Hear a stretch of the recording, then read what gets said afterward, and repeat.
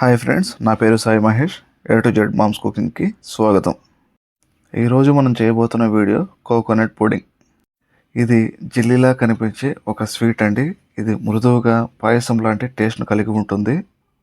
దీనికోసం కొబ్బరి పాలు, బెల్లం, కార్న్ఫ్లోర్ వంటి తక్కువ వస్తువులతో తయారైపోతుంది. దీనికోసం కొబ్బరి పైన ఉండే బ్రౌన్ కలర్ లేయర్ స్కిన్ని తీసేయాలి. ఇలా సన్నగా కట్ చేసుకోవాలి. ఇలా కట్ చేసుకోవడం వల్ల మిక్సీ వేసుకోవడం సులువు అవుతుంది. అలాగే ఒక బౌల్ని తీసుకొని దాని లోపల నెయ్యిని అప్లై చేసుకుందాం. ఈ కొబ్బరిని మిక్సీలో వేసి దానిలో కొద్దిగా వాటర్ వేసుకుంటూ మిక్సీ పట్టుకోవాలి. ఇలా మెత్తగా వచ్చేలా పట్టుకుందాం. ఒక బౌల్ని తీసుకొని దాని మీద ఒక వైట్ క్లాత్ వేసి ఈ పేస్ట్ని ఇందులో వేసుకుందాం. ఈ క్లాత్ని ఇలా గట్టిగా పట్టుకొని మెలితిప్పడం వల్ల కోకోనట్ వాటర్ అనేది బౌల్లోకి వస్తుంది. ఈ క్లాత్లో ఉండే పిప్పిని మళ్ళీ మిక్సీలో వేసి దానిలో కొద్దిగా వాటర్ యాడ్ చేసుకోవాలి. ఇంతకుముందు చేసిన ప్రాసెస్ని మళ్ళీ చేస్తే ఇలా కోకోనట్ మిల్క్ ఒక బౌల్లోకి వస్తుంది. 200 గ్రాముల బెల్లంను చిన్న ముక్కలుగా చేసి బాండలలో వేసుకుందాం. ఇందులోనే 1 కప్పు కార్న్ఫ్లోర్ని వేసుకుందాం. ఈ కార్న్ఫ్లోర్ అనేది పాలు చిక్కబడేందుకు ఉపయోగపడుతుంది. ఇందులోనే కోకోనట్ మిల్క్ను కొద్దిగా వేసుకుందాం.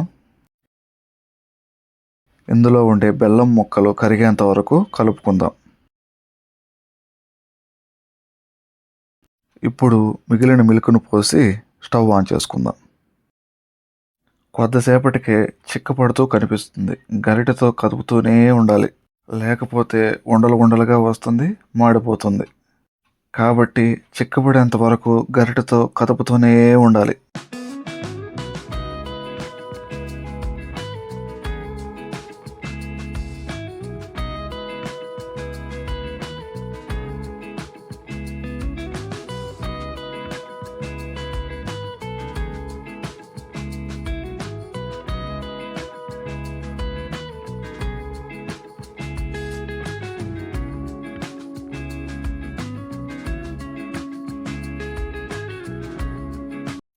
ఇలా బాగా చిక్కబడిన తర్వాత ఇంతకుముందు నెయ్యి రాసుకున్న బౌల్లోకి కొద్దిగా బాదం పలుకులు వేసుకుందాం.